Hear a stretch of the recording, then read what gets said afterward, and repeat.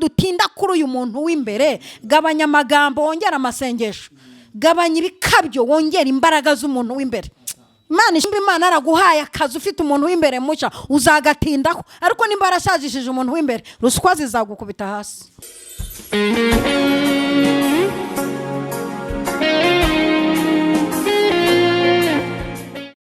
Yesu ahimbazwe. Bakunze ubugingo bushya Gospel TV, turabasuje mu izina ry'Umwami wacu Yesu Kristo. Uyu muri kumva kuri microphone ni Rukundo Emmanuel. Nkuko bisanzwe tubana mu ijambo ry'Imana, uyu munsi twabazaniye umukozi w'Imana yatuzaniye ijambo ry'Imana. Reka musabe n'ubundi abanze abibwire none kugira ngo dukomeze ijambo ry'Imana. Kari umukozi w'Imana. Murakoze cyane. Amazina yanjye nitwa Nyirabagenzi Alice, nzwi kuri mama Lionelle. Ndi umubyeyi Yesu yagiriye ubuntu, mfite umugabo n'abana 3, nsengera muri ADPR cya hafi. Imana iduhana umugisha. Imana ishimwe cyane. Murakoze cyane mama Lionelle. Hagati ariko mwambaye neza. Imana ishimwe cyane. Turanezerewe kubabona mama Lionelle, twari tubakumbuye kandi ni kenshi twagiye twifuza kugira ngo tubane namwe mu ijambo ry'Imana, ariko uyu munsi kuba Imana yabashoboje mukaza, turabashimiye bive ku mutima, kandi uyu murimo mukora Imana izabahembera mugeze mu bwami bwo mu ijuru. Reka n'ubundi kugira ngo dukomeze n'umwanya mwiza, reka dusenga Imana. Noneho mufate umwanya wose wanyu mutubwire kubiri ku mutima w'Imana ndetse namwe uko bibarimo, twumve ijambo ry'Imana. Karibu reka dusenga Imana. Turagushimiye Uwiteka Imana, turagushimiye kuko waturinze gira umumaro, kandi ijambo ry'Imana rizahindura imitima ya benshi. Haleluya. Umuntu wese uzaba urwaye azakire, urwaye ibyaha azakire, ushonje azarye. Iri sengesho rigira umumaro kandi risenye ibonye Satani yubatse ku buzima bw'abantu, ndetse n'ijambo ryawe tugiye kumva Mana ritubere umubavu uhumura neza. Tugushimiye kuri Imana ibyumvishe kandi banye natwe mu izina rya Yesu. Kandi umukozi wo muhereza imbaraga n'amavuta, turamusengeye amavuta y'Imana mubeho, umucuncumura amavuta kandi wacuncumura abakozi bawe. Urakoze kuri Imana itwumva kandi twitayeho. Haleluya. Turagushimiye Uwiteka kubanye natwe mu izina rya Yesu. Amen. Kari umukozi w'Imana n'ijambo ry'Imana. Imana ishimwe cyane. Turabasuhuje abakunzi banjye cyangwa se abakunzi bacu. Nifuje kuganira namwe ijambo ry'Imana riri ku mutima, riri kumfasha. Abavuga butumwa benshi bakunze kuvuga ngo ijambo Imana yampaye kugira ngo bakunde babisasire kugira ngo umuntu wese ahuguke, ariko hari igihe riba riri no ku mutima wacu, atari Imana yakurotesheje ninjoro ngo uvuge ibi. Hari igihe biba ari bitwuzuye mu mutima Imana yadushyizemo, natwe bikabanza bikatwuzura. Tugiye kuganira ijambo dusanga mu rwandiko rwa 2 Paulo yandikiye abikorinto, igice ni cya 4, turasoma umurongo wa 16. Haravuze ngo nicyo gituma tudacogora, kandi nubwo umuntu wacu w'inyuma asaza, umuntu wacu w'imbere ahora ahinduka mushya uko bukeye. Aya niyo magambo nshaka ko tuganira mu minota mike. Ijambo ry'Imana ndarikunda kuko rirazura. Ijambo ryaratuzuye, ryaratubatuye. Hari abantu benshi badakunda ijambo, njya mbona no mu rusengero turi mu bihe by'ibiterane, abaririmbyi baririmba ukabona abantu barahari baregeranye bafashijwe, ariko igihe cy'ijambo ukabona abantu barasohotse. Kandi nabonye n'ijambo rigira imbaraga rizirwanya. Ugasanga n'umwigisha agiye kuvuga, ibyuma byavugaga neza birapfuye, uri ku buhanga by'ibyuma atangiye gukora kuri mikrofone ayifunga afungura. Ibyo byose ni imbaraga zirwanya ijambo. Ariko nanone ijambo ntirirwanywa, ntabwo rirwanywa, ribe ritoya, ribe rinini, ribe ry'iminota mike, ribe ry'iminota 5. Ijambo ry'Imana ni imbuto itabora. Nshobora guhinga imyumbati ntimere cyangwa yanamera ntiyere, ariko nkavuga ijambo iminota 5 rikazamara imyaka myinshi mu mitima y'abantu. Nshobora kurya ibiryo yewe ejo ntubikibuka guye ibiryo wariye, ariko ijambo ry'Imana ntabwo rijya risibangana, ntirijya rinagenda ubusa. Niyo magambo rero nshaka ko tuganira dusomye, turi buvuge cyane ku muntu w'imbere. Turi buvuge ku muntu w'imbere, abanyamwuka muramfasha kubyumva, ariko nimba uri n'umunyamubiri turabigusobanurira. Iri jambo rishatse kuvuga ngo nubwo umuntu wacu w'inyuma yasaza. Umuntu w'inyuma, ijambo rishatse kuvuga n'uyu mubiri. Hari igihe ujya kubona umuntu arashaje ameze imvi, azanye imyinkanyari ku mubiri, arunamye, arububye, aricaye ntabasha kugenda, aragenzwa ku kagare. Uwo ni umubiri usaza w'inyuma. Ariko ndashaka kuvuga umubiri w'imbere, ni mu buryo bw'umwuka, mu buryo bw'umutima. Umuntu w'imbere niwe nshaka kuvuga udasaza. Nshaka ko nkwingingira Imana nawe ukingingira, ukavuga uti nubwo nagira imyaka myinshi, ku mugani wa Karebu, nubwo nagira imyaka myinshi ariko uko natsindaga nkiri muto ndumva ariko nkitsinda, uko naneshaga mu bukumi nkinesha ibyaha ndumva ariko nkinesha. Ibyo tubivana ku muntu w'imbere utajya usaza. Uyu muntu w'imbere utajya usaza mu buryo bw'umwuka, ndashaka kuvuga ko no mu gihe cy'ibibazo, mu gihe cy'ibibazo byatumugwa, iyo uhuye nabyo umuntu w'imbere atarasaza ntabwo ugwa. Ndi buvuga kuri Paulo na Silasi. Umunsi ndabakunda bari abasaza banjye, Imana ibaha umugisha. Umva, ni abantu b'abagabo, Imana ibaha umugisha. Tujya tuvugisha ukuri, hari abantu b'abagabo Bibiliya ivuga, kavuga utaba abantu mu gihe cyabo nta bintu by'ububwa bagaragaje, bakoze ibintu nk'abantu b'abagabo. Wenda baje no mu isi ntitwabona n'ahantu tubagurira agafanta, ntitwabona n'ahantu tubasohokana kubera ibintu by'abagabo bakoze. Bafashijwemo n'iki rero ibi bintu kubigeraho? Ni umuntu w'imbere utarigeze usaza. Umuntu w'imbere asazishwa n'ibyaha, n'intege nke, no kudasenga. Ibyo bikurura ubusaze bw'umuntu w'imbere. Ariko Paulo yaravuze ngo nubwo umuntu wacu w'inyuma yasaza, ariko umuntu wacu w'imbere we arushaho kuba mushya, kandi uko bwije nuko bukeye, mbega ni kirasiku, buri munsi arushaho kuba mushya. Imana ishimwe cyane.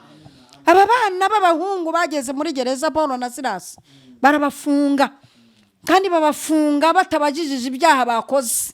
Ni akarengane kari kabaye kubw'ivugabutumwa bakoraga, ntibatuzaga, ntibahamaga hamwe. Babagejeje muri gereza, bango bari babahambiriye kubera umuntu w'imbere wabo batasazishije, ngo batangize ivugabutumwa ryo mu ndirimbo. Ngo barabanza bararirimba, barasenga. Bibiliya niko ivuga ngo bararirimba barasenga. Ntabwo nzi uko baririmbye, sinari mpari, sinzi n'indirimbo baririmbye, ariko bararirimbye. Barangije barasenga. Uburyo basenze, isengesho basenze sinari mpari, ariko isengesho ryose usenze utarasazisha umuntu w'imbere rirakora. Amina. Ngo bararirimba, nimba bavuze ubukuru bw'Imana. Uri inkuru imirimo y'amaboko. Baririmbye ku maboko y'Imana, baririmba ku butabazi bw'Imana, baririmba ku gukora kwabo. Bararirimba ngo baririmbye, ngo uko baririmba basenga, ngo iminyururu iri ku maboko yabo ngo iradohoka. Mana ishimwe. Iyo umuntu w'imbere atarasaza, bihesha n'amahirwe w'inyuma. Ngo iradohoka, ngo idohotse, ngo barakomeza, ngo bazamura icyitwa indirimbo, icyitwa isengesho. Uri Imana y'amaboko. Imana uko ihamagaye ni kuza. Umugabo umwe witwa Nehemiya yarayihamagaye, bamwimye ibyangombwa byo gusa ni Yerusalemu, arayihamagara, aravuga ati uri Imana iteye ubwoba, Imana itutarengeje aho, nturenza ko kuba uvuze ko nteye ubwoba, manutse nk'Imana ifite iterabwoba. Imanuka uko yihamagaye ni kwiza. Mwizifite iterabwoba ibasanga mu buriri, ababwira iti musinye ibyangombwa, mugire vuba, Nehemiya ajya gusa ni Yerusalemu.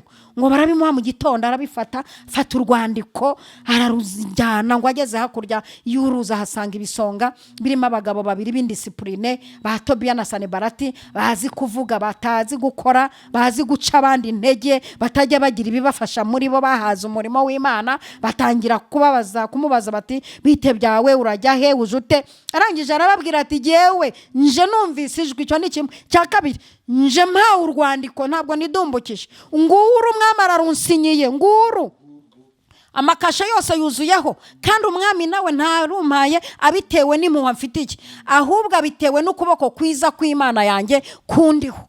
Nehemiya ngo ajya gusana yiteguye kurwana, ukuboko kumwe kurimo intwaro, kundi kurimo ibyo asanisha, kubera ko yari afite umuntu w'imbere ukiri mushasha. Ba Pawulo na Silasi ngo bararirimba ngo n'izindi mbohe ngo zumva zirabohotse, ngo zumva zirafashijwe, ngo zumva zitangiye kumva Imana, ngo naziminyururu iradohoka.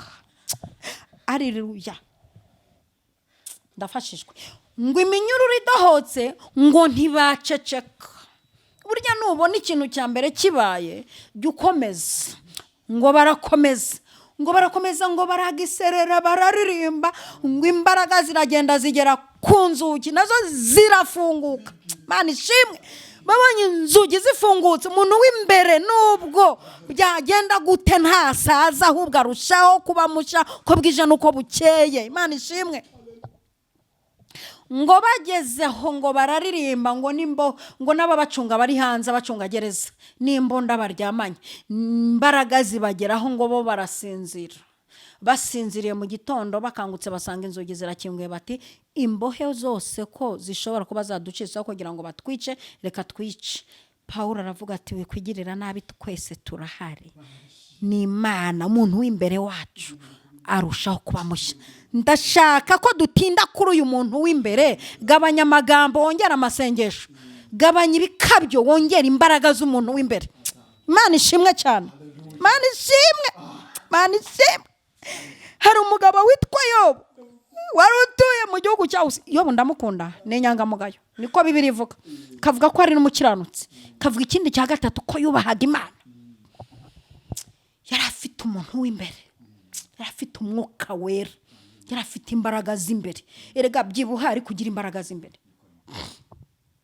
Njya mbabazwa n'abantu ugasanga umuntu nta modoka agira, nta nzu agira, nta kazi agira, nta n'umwuka wera, ubure byose. Ugasanga umuntu w'umukobwa w'inkumi nta bwiza afite, nta nota afite, nta mashuri afite, nta miryango ikomeye afite, abure n'umuntu w'imbere, ubure n'imbaraga z'imbere. Yobu ngo Imana iramureba mu gihugu ibona no mukiranutse ifite. Ikigeragezo kimugeraho ntari butindeho, kuko nshaka kuvuga ku muntu w'imbere tugasenga dusaba imbaraga z'umuntu w'imbere. Ikigeragezo kimuriye, aho n'umubiri we yaratangiye kwishimisha urujyo, ajya mu mwuka abona umucunguzi ari mu bantu bahana umucunguzi ko azaza. Aravuga ngo nzi uko umucunguzi wanjye ariho, kandi ko amaherezo azahagarara mu isi, amaso yanjye azamureba saa yundi, mutima wanjye uramarwa n'urukumbuzi. Aya magambo havugishwaga nuko umuntu w'imbere atarasasa, kuko abantu basajishije umuntu w'imbere iyo bageze mu kigeragezo barirwanirira, abandi baragwa, iyo babuze akazi barasambana ngo bakabone, abandi barya ruswa kuko basajishije umuntu w'imbere. Ariko ndakugira inama ngo ukomeze usenge, urinde umutekano w'umuntu w'imbere. Iyo bigiye kiragera ngo Imana iramwunamura, imwunamura inyuze no mu bantu bamurwanije bamupinze, iramwunamura. Yobu ngo iragenda ishyiramo ikimenyetso cyo gukuba, ngo iramukubira, imuha abana beza kuruta aba mbere, imuha amatungo kurusha ya mbere, mu bukire kurusha ubwa mbere. Uyu muntu w'imbere humura komera, ntabwo uzapfa nk'imbwa. Imana ihabwa icyubahiro.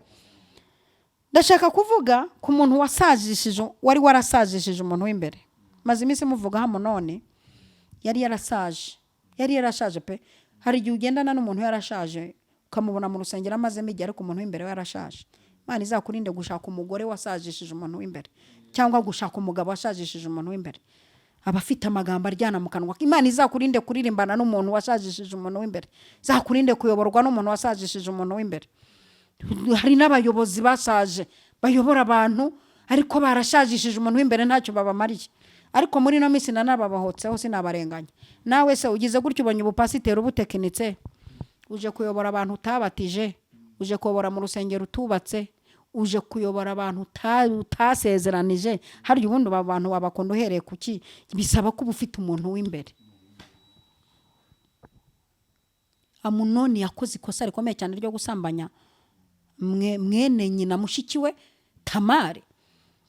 Arirwaza araremba ati keretse mbonye mushiki wanjye Tamari akangaburira kandi nkarira mu biganza bye, bumva koko umuti uri bukore. umuntu none arangije aramusambanya kubera iki? Akubitanye n'umuntu w'imbere. Uzi kuva indimwe n'umuntu wasazishije umuntu w'imbere. Imana izakurinde guturana n'umuntu nk'uwo, izakurinde kurambagiza umuntu umeze utyo. Hari abakobwa basazishije abantu b'imbere njya mbona ngo ni beza, bamwe ngo baranize, bari gushaka abasore bafite target imeze iki. Kavuga ati umusore namubonye afite inote kandi sinamukunze, ni mubi, reka dusezerane ivangamutungo, nindangiza nisaze dupasure nzashaka ko nkunda. Nawe ugahubuka ukagenda naho kubitanye n'umuntu wasazishije umuntu w'imbere. Nizo ngaruka abantu barimo. Abantu bari guhura n'ibigeragezo bitewe nuko bakubitanye n'abantu basazishije umuntu w'imbere, batakigira umwuka wera, batakigira imbaraga z'umwuka wera. Kamvuge kuri Elisa nsoza. Elisa arafite umuntu w'imbere. Nubwo umuntu w'inyuma asaza, ariko umuntu w'imbere arushaho kuba mwiza no kuba musha, arushaho gucagingwa uko bwije nuko bukeye. Mana ishimwe cyane. Elisa yagize atya, urugamba rushyushye ngo bagoswe, ngo agiye kubonabona ingabo zibarwanirira. Gehazi we yabonaga izibarwanya. Gehazi kubera ko nta muntu w'imbere yari afite, yabonaga ibibica. Ariko Elisa akabona ingabo zibakiza, robezo taya, akabona ingabo zibatabara. Iyo ufite umuntu w'imbere mushya uhora ubona ingabo zigutabara, ntabwo ubona ibikwica, ubona bigukiza. Mana ishimwe. Iyo umuntu w'imbere ari mushya mu kigerageza ubona ubutabazi. Iyo umuntu w'imbere ari mushya mu ntambara ubona gutabarwa. Iyo umuntu w'imbere ari mushya mu burwayi ubona gukira. Iyo umuntu w'imbere ari mushya mu bukene ubona ubukire, kubera ko umuntu w'imbere ari mushya. Elisa arangije ati muhumura Mana, sengeye murambitse biganza uyu mugaragu, muhumura amaso arebe ingabo ziturwanirira, muhumura amaso arebe ingabo zitugose, muhumura amaso abone ubutabazi. Imana ishimwe cyane. Turashimira Imana ko umuntu w'imbere twumva agatima kagitera, twumva umwana agikina. Dukeneye ko abantu bagira umuntu w'imbere udashaje. Bizabatera kuramira muri iki gihugu, bizagutera kuramira mu kazi urimo. Nimba Imana araguhaye akazi ufite umuntu w'imbere mushya, uzagatindaho. Ariko nimba arashajishije umuntu w'imbere, ruswa zizagukubita hasi. Ubu ni mpamvu ubona abantu babona business zabo cyangwa babona ahantu bicara mu masosiyete, ntiyibuke bene wabo, ntagire umuntu adepasa avuga ati umuntu reka muhe nawe aryeho. Nuko ahuye n'ingorane zo gusazisha umuntu w'imbere.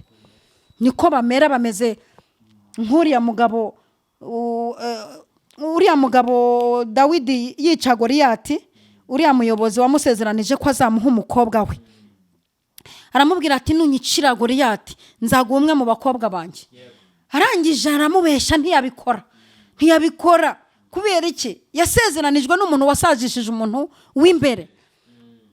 Ariko reba Nebukadinezari bamusobanuriye inzozi, bamubwiye bati igishushanyo wabonye, akubitanye n'abana b'abahungu, umuntu wabo w'imbere arushaho kuba mwiza uko bwije nuko bukeye. Baragenda bati ba Daniyeli bati umva uko Uwiteka avuze. Igishushanyo wabonye gifite umutwe umeze nk'izahabu, gifite igihimba, gifite ibirenge, ukajya kubona ukabona ibuye riraje riragikubise kiramenetse. Ni Mesiya, umuntu wacu w'imbere arushaho kuba mushya uko bwije nuko bukeye. Nicyo bisobanuye. Nebukadinezari arangije ati mufate ku buyobozi, mufate namwe murye kamushikakesha, namwe muruhuke ishyamba sha, muruhuke imbaraga zo mw'Egiputa, mwicare hano namwe mwumve. Kubera iki? Muntu wacu w'imbere ndifuza kwaba mushya. Urugo ushobora kurwubaka rukakwahagiza, ariko umuntu w'imbere yashaje urasenya ukajya muri divorce, kuko udafite umuntu w'imbere ngo wihanganire bigomba kwihanganirwa. Mana guhe gukomera, guhe kugira umuntu w'imbere mushyashya. Mana ihabwe icyubahiro. Ni benshi twavuga, ariko reka dusoze dusenga, dusengera abantu mu mitima yabo, bakire bave mu bintu by'ububata bw'idini, byo kumva bakaze mu idini, ngo barakomeye mu idini, ngo bamaze igihe muri ibi bintu, ngo baje kera, ngo bafite uburyo bakaze, ngo bafite ibitabo byanditsemo abantu benshi. Hari abantu birirwa bakangisha ibintu bakoze kera, ngo kera nari, ngo kera nasenge umuntu arakira, ngo kera ngo tukiri mu cyaro twari tumeze gutya. Imana ibasubiza mu byaro se kugira ngo mukunde mukomeze mukizwe. none mugejeje mu mujyi umuntu w'imbere arashaje asajishijwe na matera uryamyeho kandi ukirari wanyu kwa Kankindi wararyamaga ku birago ariko ukarara uvuga uti we kera ugikenya wambara bodaboda z'ibinyurane wajyaga gushima Imana no gusenga ukumva ijwi ry'Imana none Uwiteka guhaye style umuntu w'imbere ahisa asaza uziza si bisubiza Imana iguhaye tubimenye tugusengera usubire mu bibazo basi kugira ngo umuntu w'imbere arusheho kuba mushyashya. Abantu musazishijwe na matera muryamyeho ejo bundi zitumye mutajya muri nibature n'ubwisengero bazifunze. Abantu rero bakimara gusazisha umuntu w'imbere umuntu aramugaga ati se kutajya ujya mwibature ngo ngewe ngo ngira ngo ikibazo cy'amasinezite kandi amasinezite ntazi ni naho afata yumvise ngo umuntu azindutse arwara amasinezite nta masinezite ahubwo umuntu w'imbere yashajishije umuntu w'imbere. Ukajya kumva umuntu ngo ngewe ngo iyo nirije ubusa ngo igifu kirandya ngo iyo nirije iminsi 2 ngo ndaremba ngo ndwara igifu utarwa urya imvungure zo kwaso urya ibijumba kuri Noheri no kubunane igifu utarwaye urya inkumbagare kuva mu gitondo kugeza ninjoro igifu utarwaye iyo minsi ukirwaye utangiye kurya ibirayi birimo idodo n'inshushu ya hepfo bitewe nuko umuntu w'imbere ashaje. Ibisubizo Imana yaguhaye byaguteye gusazisha umuntu w'imbere.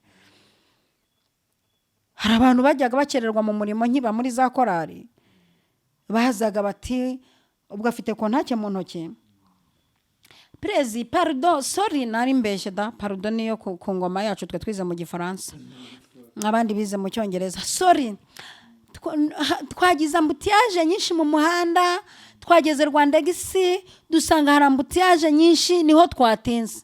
Ngaho ibaza ambutiyaje mu muhanda afite ambutiyaje mu mutima afite na ambutiyaje afite mu murimo uyu muntu tuzamukizwa n'iki? Nta ambutiyaje ziri mu muhanda bitewe nuko umuntu w'imbere yashaje kuko tukigenda amasaha 3 tujya gusenga ntitwakererwaga tukigenda n'amaguru ntitwakererwaga. Ireba bavuga butumwa abagenzi banjye basajishije umuntu w'imbere kugira ngo ujye kumushyigura azavuga ubutumwa nuko banza kumusezeranya amafaranga umuha kandi rivuga butumwa twaritangiye n'izi mikrofone tutazibona dufata kagoma n'umurisho na pendo tukajya ku musozi tugakaraga gapendo tukaririmba ngo baraguha abanyabyaha banza kubireka bicare bazi ko bicaye hejuru y'umuriro abanyabyaha bakihana tugataha ntacyo batugaburiye tugataha nta tike ugatabarwa n'amazi unyuzeho mu kabande ukajya mu rugo ukarya ikijumba cyokeje ariko mu gitondo ukumva muri we harimo ibintu byiza bivuga ngo tunganira Imana ubudasiba Juhora uyisenga kandi uyumvire jubana nabayo jufashe indushyi ntusibe na rimwe kuyikorera. Iki gihe ko wari ufite umuntu w'imbere mushyashya yishwe n'ibiryo Imana iguhaye ejo bundi tugiye guca bugufi buri muntu mu mutima we unkurikiye wumvise iri jambo bwira Imana ngo umuntu wanjye w'imbere yarashaje makongera kuvugururwa makongera kuba mushya makongera gusengayo nahoze nsenga ndetse ndenzeho makongera gusubira mu murimo nkora umurimo wamamagariye makongera gukora umurimo nk'umuntu uzawubazwa. Tugiye gusenga. Mwami Yesu turagushimiye uri Kristo wakomotse mu rubyaro rwa Dawidi uri umwami waje udatunguranye waje amakuru tuyafite uzira muri duhawe umwana w'umuhungu azitwa igitangaza Imana ikomeye umujyanama data wa twese mwami w'amahoro waje bizwi urangije uzana uzi icyo uje gukora avuga uti mwese abantu barushye n'abaremerewe musange ndabaruhura avuga ngo munyikoreze amaganya yanyu yose kuko nita kuri mwe nigenzira no kuri n'ubugingo ntaho ujya kwa data nta mujyanye waje ufite amagambo aryoshye abantu bagukurikira bayakurikiye abandi bakurikira imitsi mutanga, abandi bakurikira ijambo. Bamwe baravuga bati twakuvaho tukajyaki ko ari ufite amagambo meza y'ubugingo, abandi bati nayo mitini itatoha zabibu ntizere, nta kabuza ko kwishimira Uwiteka. Abantu bakurikira amagambo meza ugira. Turagushimiye ko ijambo ryawe twakurikiye ryatuzuye rikatubatura rikadukura mu byaha. Ndasabye ngo umuntu wese utsinzwe n'iri jambo mu mutima we ahinduke. Yarahindukiye ariko guhinduka biramunanira. Nahinduke, ahindurwe n'imiburo. Abantu basajishije umuntu w'imbere mu buryo bw'umwuka, abantu baracuye mu buryo bw'umwuka, ibintu byabashizemo. Waririmbaga nta kiririmba, werekwaga byararangiye, ongera ucaginga abantu mu buryo bw'umwuka. Umuntu wese ugucire bugufi kubwira ijambo, umwongerera imbaraga zimukomeza. Ndagushimiye kuri Imana ibikoreye kwiyubahisha. Bisenze shima mu izina rya Data wa twese, Umwana n'Umwuka wera. Amina. Yesu abahereza umugisha. Nimero zanjye ni 0783 48 34 88. Waba ukeneye kuganirizwa by'umwihariko, waba ukeneye gusengerwa by'umwihariko, waba ukeneye inama, waba ukeneye na serivisi zindi ntanga mu buzima bwo mu isi busanzwe, kazi nkora nambika abageni, amadekorasiyo, gutekera ibirori, kudoda, waba ukeneye izindi nama mu buryo butandukanye, wampamagara kuri iyo nimero. Iba no kuri WhatsApp kandi iba no muri Momo.